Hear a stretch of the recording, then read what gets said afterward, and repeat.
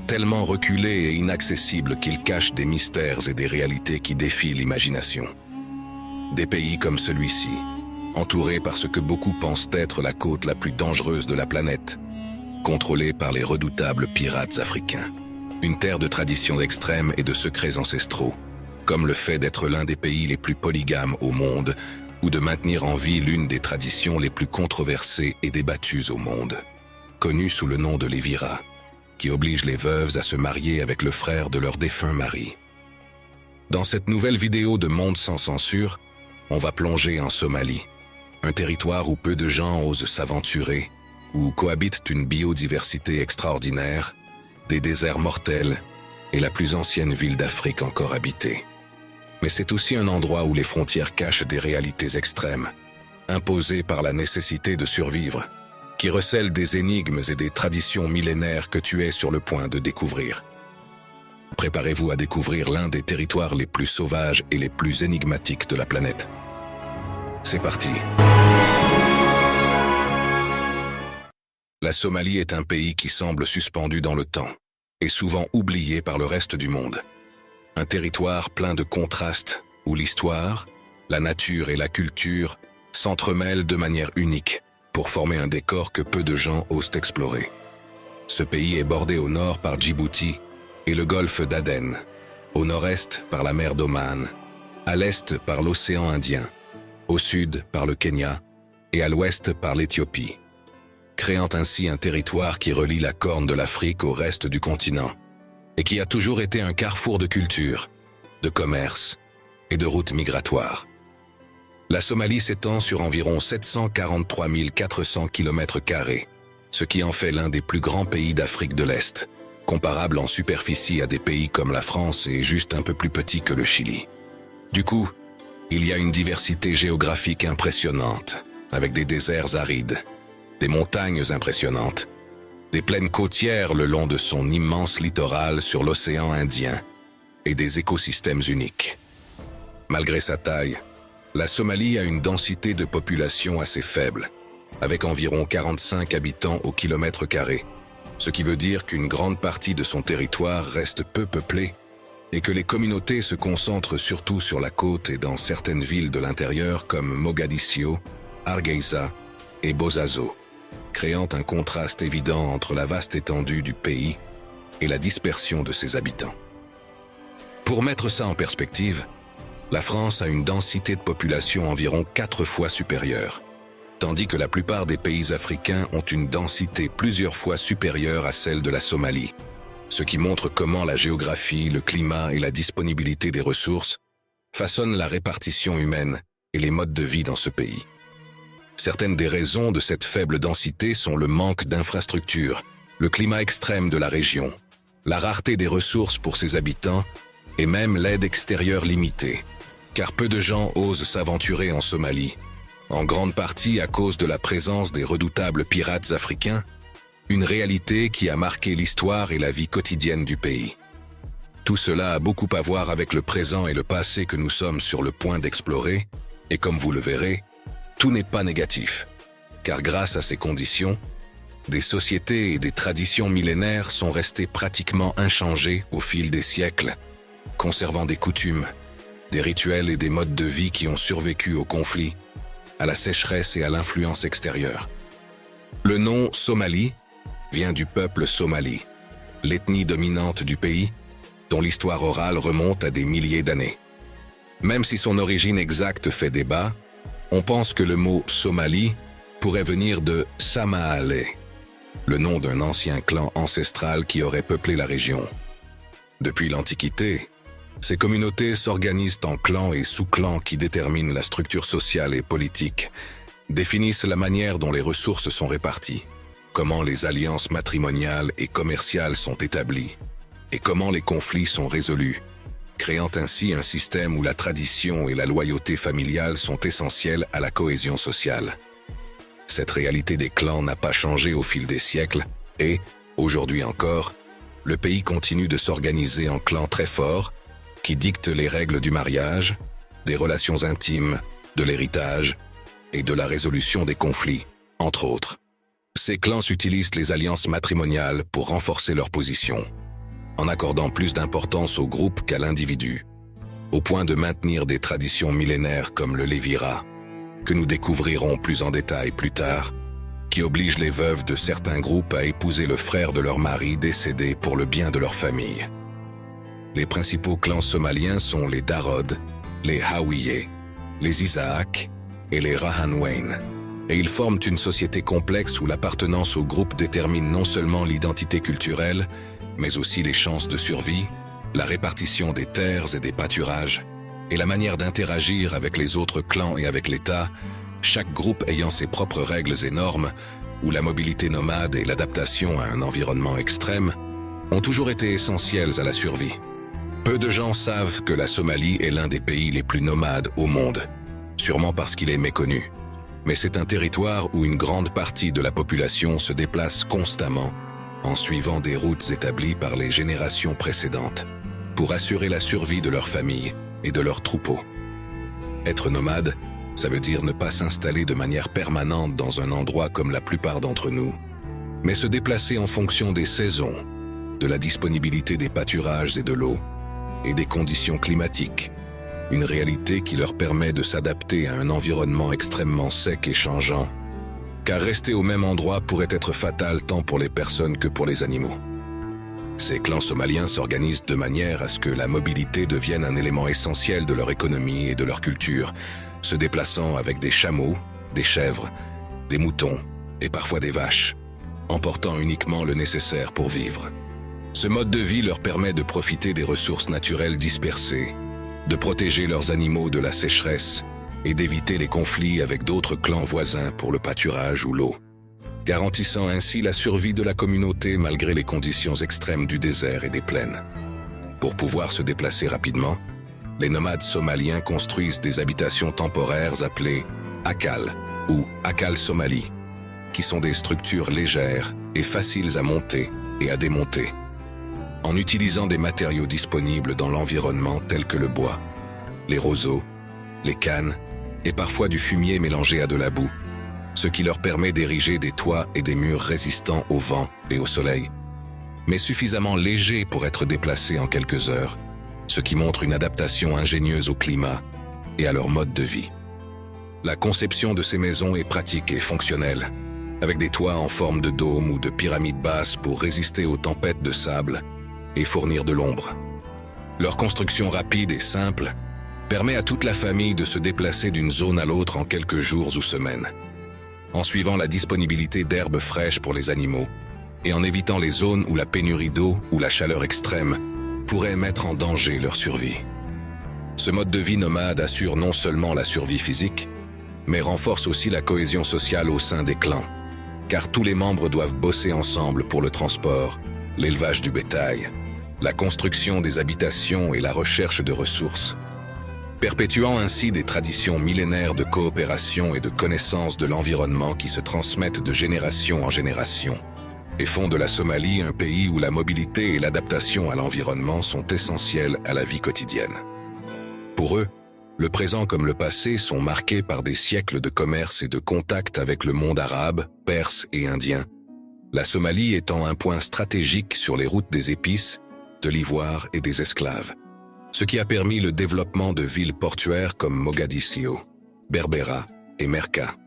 qui sont devenus de véritables centres d'échanges culturels et économiques,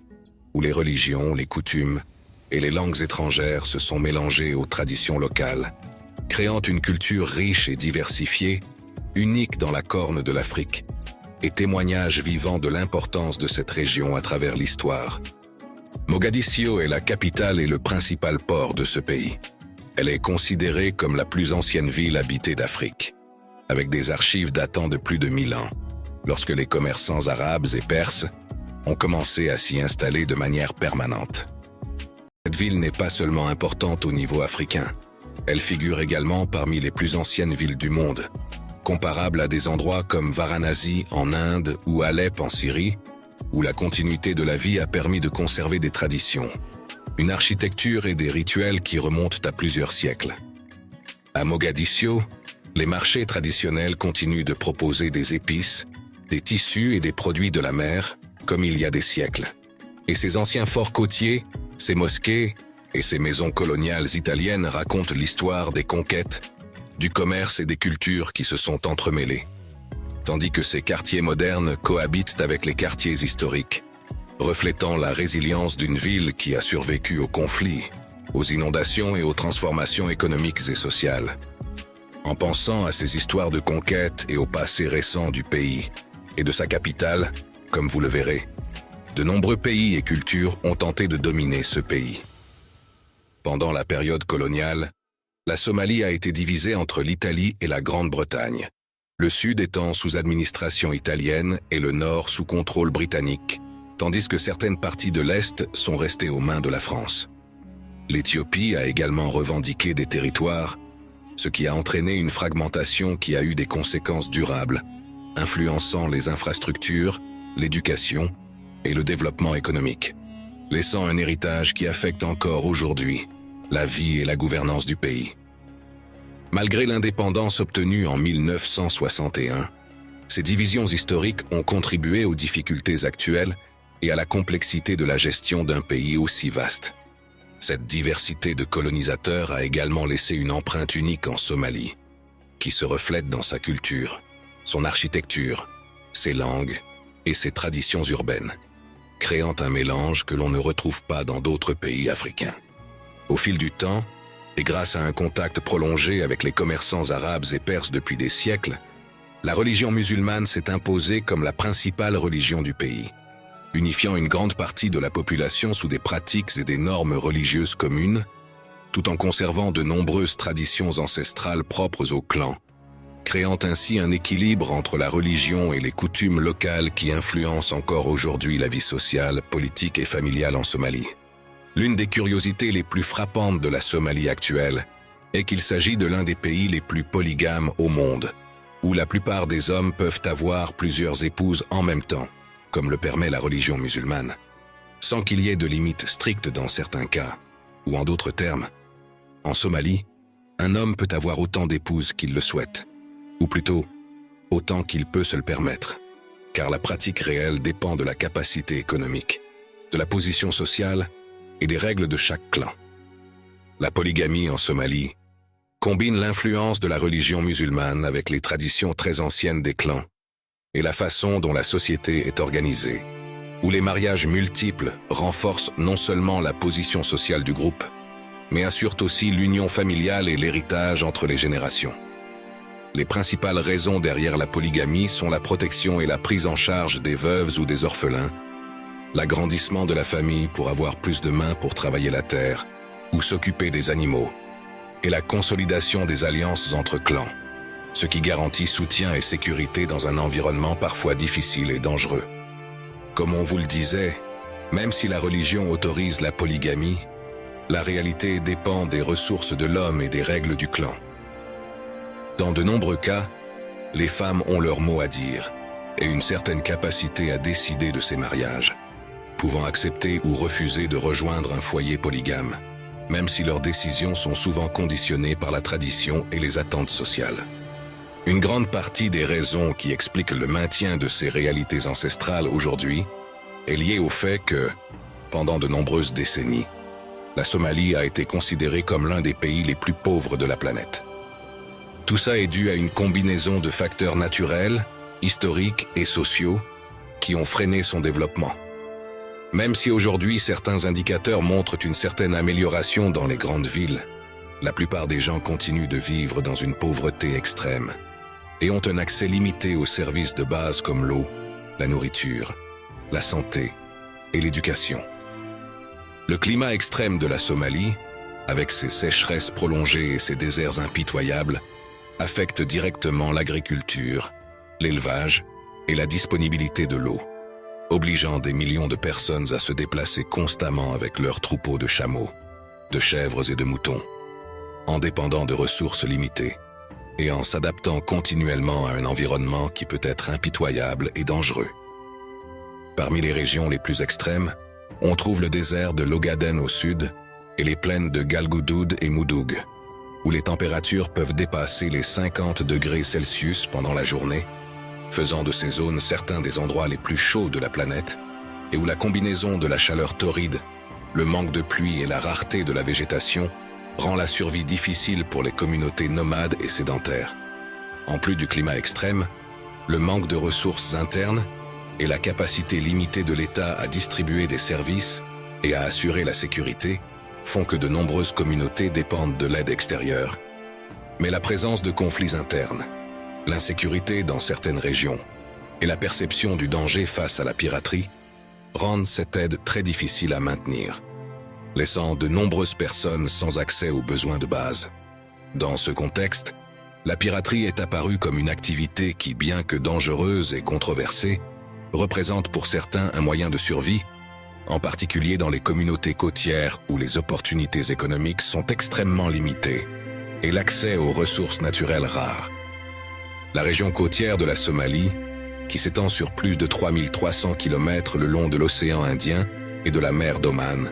en fait l'un des pays les plus côtiers de toute l'Afrique et offre un terrain stratégique pour diverses activités. Ses longues plages, ses falaises basses et ses baies naturelles offrent des points d'observation et un accès rapide aux bateaux qui transitent par ces eaux. C'est pourquoi, tout au long de l'histoire, cette région a été un important centre de commerce et de rencontres entre les peuples, ce qui explique la grande expérience maritime de nombreuses communautés locales qui sont devenues les redoutables pirates africains d'aujourd'hui. En pratique, la piraterie n'est pas organisée de manière centralisée, mais est généralement liée à des clans ou à de petits groupes tribaux qui opèrent dans des zones spécifiques, où les liens familiaux sont essentiels pour la coordination et la logistique. Souvent, ces groupes n'agissent pas dans le but de commettre des actes de violence aveugle, mais dans le but d'obtenir des ressources ou de négocier des rançons pour survivre dans un environnement où les autres opportunités économiques sont quasi inexistantes et les revenus générés sont utilisés pour subvenir aux besoins des familles et des communautés locales. En général, les pirates utilisent de petits bateaux rapides qui s'approchent des grands navires commerciaux, profitant de leur vitesse et de leur connaissance du littoral pour les intercepter,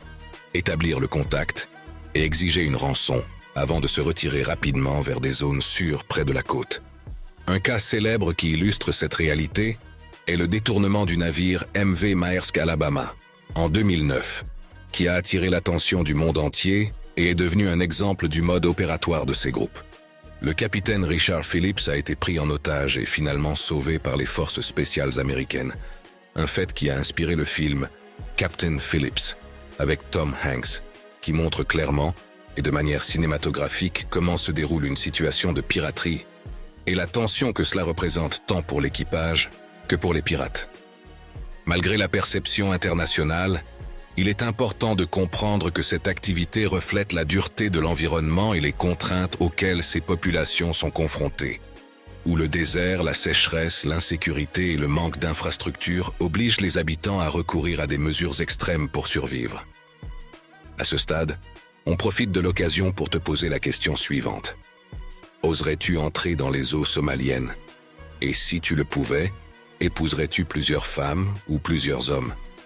Combien penses-tu pouvoir en supporter? On adorerait lire tes commentaires. Alors si tu es arrivé jusqu'ici, n'hésite pas à mettre la vidéo en pause et à nous laisser ton commentaire et un bon « j'aime ». Comme tu le sais, ton aide est le meilleur moyen de soutenir Monde sans censure. La combinaison de tous ces facteurs crée un scénario où la vie quotidienne est un défi constant, mais permet en même temps de maintenir vivantes des traditions millénaires et des formes d'organisation sociale qui ont survécu à des siècles de changements et de difficultés, montrant la résilience d'un pays qui, malgré ses lacunes, reste unique en Afrique et dans le monde. L'un des meilleurs exemples de cette capacité d'amélioration et de survie peut être observé dans les plus grands marchés de chameaux du monde qui se tiennent dans ce pays. Plus précisément, ces marchés se tiennent généralement dans la ville de Burao, dans la région du Somaliland. Sur ces immenses marchés aux chameaux, des milliers de chameaux sont vendus chaque semaine, et cet échange est essentiel pour assurer la subsistance des familles, car les chameaux sont indispensables pour le transport, le lait, la viande, et en général comme symbole de richesse et de statut social au sein des clans. Le marché de Burao attire des acheteurs et des vendeurs de toute la Somalie et des pays voisins, créant une ambiance pleine de mouvements, de négociations et de traditions ancestrales. Les animaux sont soigneusement exposés. Leur taille, leur santé et leur capacité sont évaluées, et les transactions ne se basent pas seulement sur l'argent, mais aussi sur des relations de confiance et des accords entre clans, montrant comment la culture et l'économie s'unissent dans un pays où les opportunités sont limitées et où la coopération sociale est vitale pour survivre. Une réalité, celle de la survie, qui est étroitement liée à l'une des traditions les plus controversées de Somalie, connue sous le nom de Levira, probablement l'une des pratiques les plus débattues dans le monde entier. Le Levira est une tradition millénaire en Somalie, qui oblige la veuve d'un homme décédé à se marier avec un des frères du défunt, s'il est célibataire, pour protéger la famille, garder les biens dans le clan et assurer la continuité de la lignée. Cette pratique existe depuis des siècles et est toujours en vigueur dans de nombreuses régions du pays, en particulier dans les communautés nomades et rurales, où la cohésion familiale et la survie dépendent de l'union entre les clans. Le mot Levira vient du latin levir, qui veut dire frère du mari, et il n'est pas seulement utilisé en Somalie, mais aussi dans plein de cultures à travers le monde, de l'Afrique à l'Asie en passant par l'Europe, même si ça prend des formes différentes selon les traditions locales et les règles sociales. En Somalie, cette pratique s'est mélangée à la forte culture clanique, renforçant la tradition comme dans peu d'autres endroits dans le monde. Même si ça peut paraître bizarre, cette tradition est super liée à la survie et à l'économie locale. Dans des sociétés comme celle-ci, où les ressources sont limitées et où la vie dépend du travail d'équipe, marier la veuve au frère célibataire du défunt permet de s'assurer que les biens et les animaux de la famille ne soient pas dispersés et que les enfants continuent d'être protégés et pris en charge, évitant ainsi que la veuve ne se retrouve sans ressources ou que les enfants ne perdent leurs moyens de subsistance. Le Levira montre aussi l'importance des clans dans la vie quotidienne en Somalie. Chaque clan a ses propres règles et coutumes, et ces mariages obligatoires renforcent les liens entre les familles, évitent les conflits d'héritage et consolident la position du groupe au sein de la communauté, montrant comment la tradition et la survie sont inextricablement liées. Curieusement, même si ça peut paraître strict,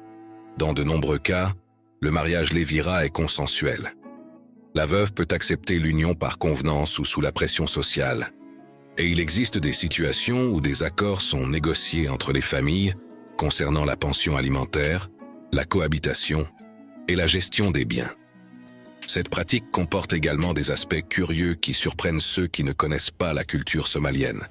Par exemple, dans certains clans, si le frère ne souhaite pas épouser la veuve, un autre parent proche peut assumer ce rôle. Et dans des cas particuliers, des compensations symboliques sont mises en place pour garantir que les droits de la veuve et des enfants ne soient pas perdus. Cela montre la flexibilité de la tradition dans un cadre de règles plus strictes, généralement supervisées par les clans. Historiquement, la tradition du Levira a été un moyen de protéger les femmes et les enfants dans les sociétés où l'absence du mari pouvait signifier la perte de terre, de bétail ou de statut social. Dans les régions nomades comme celle-ci,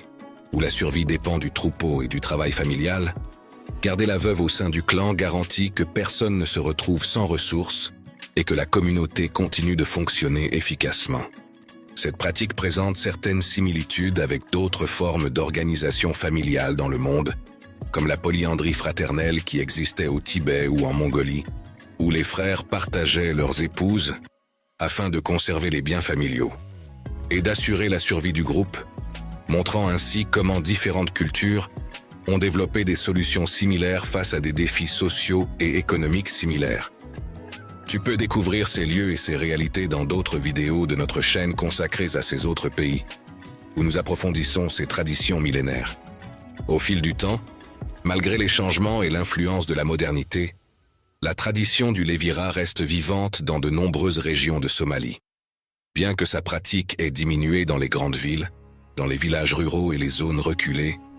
elle reste une coutume respectée, transmise de génération en génération, reflétant la vie dans un environnement extrême. L'organisation sociale basée sur les clans, la nécessité de protéger la famille et les biens, et la manière dont les coutumes millénaires continuent de façonner la vie de millions de personnes qui cherchent à survivre et à prospérer dans l'un des pays les plus difficiles au monde. Dans ce pays, les traditions comme le lévirat et la polygamie reflètent une réalité où le mariage va bien au-delà de l'amour romantique, car c'est un moyen de survivre socialement et économiquement. Un système où les unions matrimoniales sont faites pour renforcer les alliances, garantir les ressources et préserver la structure du groupe, plutôt que de répondre à des choix personnels ou sentimentaux. C'est pourquoi, en Somalie, il n'est pas rare que les femmes partagent successivement leur mari, ou, dans certains cas, cohabitent avec plusieurs hommes du même clan, selon les circonstances sociales et les normes locales. Comme tu peux le constater, la Somalie est un endroit unique au monde, plein de contrastes et de réalités que l'on trouve dans très peu d'endroits sur la planète. Une grande partie de cette singularité se reflète dans sa biodiversité, car le pays est considéré comme l'un des plus diversifiés d'Afrique, avec des écosystèmes allant des déserts brûlants aux savanes ouvertes, en passant par les falaises côtières et les mangroves tropicales. L'un des animaux les plus curieux qui habitent ces terres est le beira, une petite antilope endémique du nord-est du pays, adaptée à la survie dans des zones rocheuses et extrêmement sèches, capable de parcourir de longues distances sans eau et de trouver de la nourriture dans les terrains les plus inhospitaliers, démontrant l'incroyable adaptation de la faune à un climat impitoyable. Si vous souhaitez explorer la biodiversité somalienne, un endroit incontournable est la péninsule de Afun, sur la côte nord-est, connue pour ses plages vierges, ses récifs coralliens et la présence d'oiseaux migrateurs.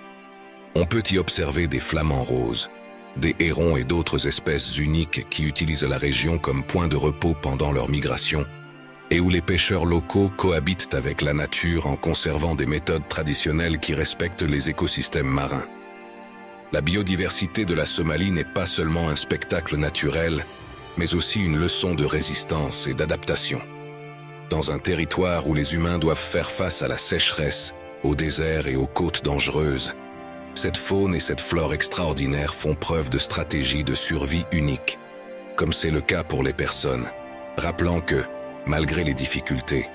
la vie trouve toujours le moyen de persister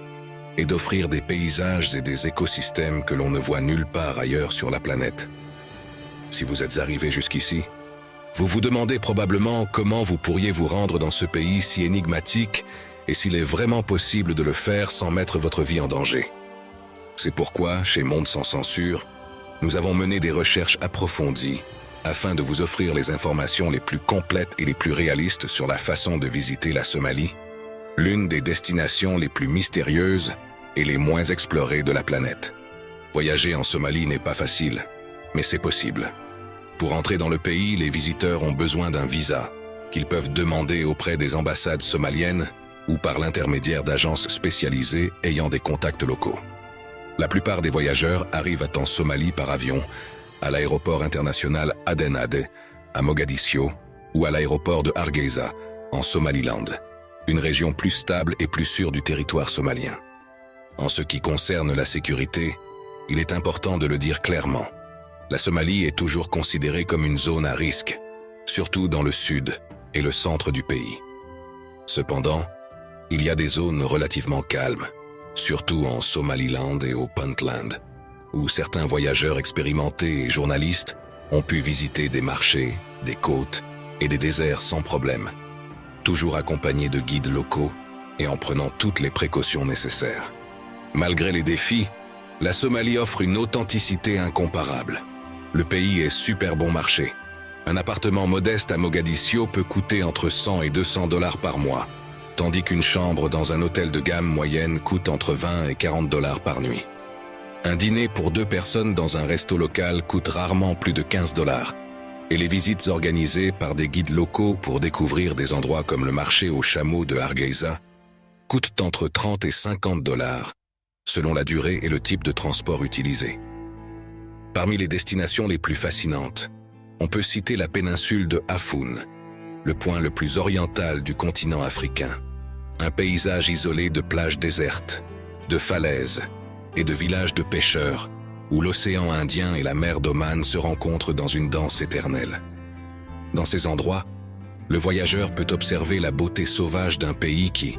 malgré toutes ses difficultés, continue de se tenir debout,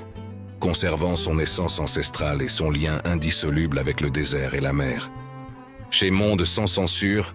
on espère que ce voyage à travers les énigmes et les curiosités de la Somalie t'a autant plu qu'à nous. En y pensant, et vu l'effort que ça nous demande de faire ces vidéos, on serait super content que tu nous laisses un like, que tu t'abonnes si tu ne l'es pas encore, et que tu nous laisses un commentaire sympa.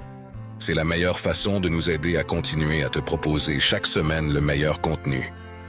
Si tu as aimé cette vidéo et que tu n'es pas encore abonné, n'attends plus et fais-le maintenant en activant la cloche pour ne pas rater les vidéos fascinantes qu'on fait chaque semaine.